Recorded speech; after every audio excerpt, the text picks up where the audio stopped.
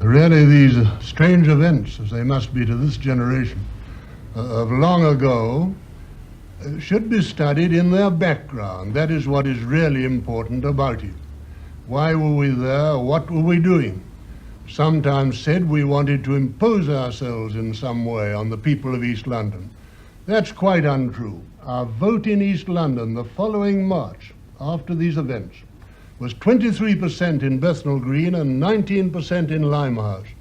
And that was an old people's vote. Householders only had the vote in the LCC election. Young people who were with us at that time had no vote. And in a parliamentary election, we should clearly have won. But a large and organized crowd from far afield, little to do with East London, were brought there to stop us doing what we'd often done before, to have a propaganda march through East London.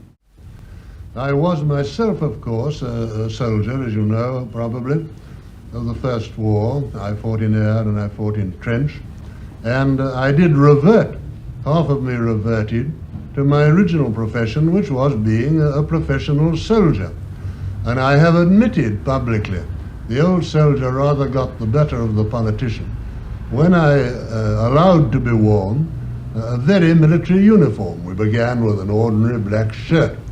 And then we developed a full military uniform, because soldiers, which we'd then become, anyhow half of our movement had become, do like a smart uniform.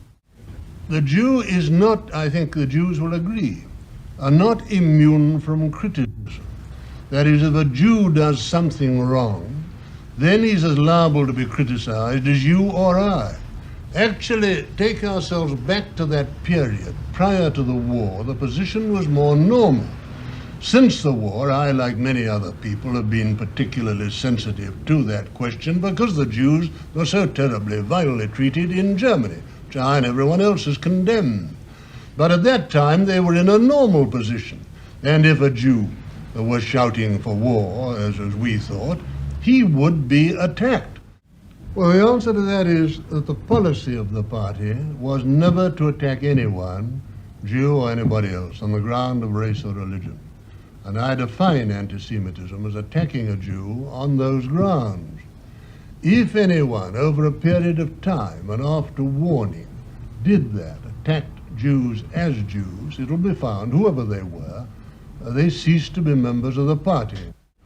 We never clashed with this organized mob at all. We were halted by the police and told to disperse about half a mile away. And as usual, we obeyed the police. Then and now, our opponents, when frustrated in any way, attack the police. They don't obey the police, as we did, and maintain law and order. So we were prevented doing what we'd often done before, marching through East London in an area where we had this tremendous vote and would certainly have won a parliamentary election at that time. You may say, what were we doing in uniform? Prancing around with a private army, as it's been called, and all the rest of it. Well, the origin of that matter was the necessity to fight for free speech. It wasn't only my meetings that were broken up. Everybody's meetings were broken up, whom the communists disagreed with.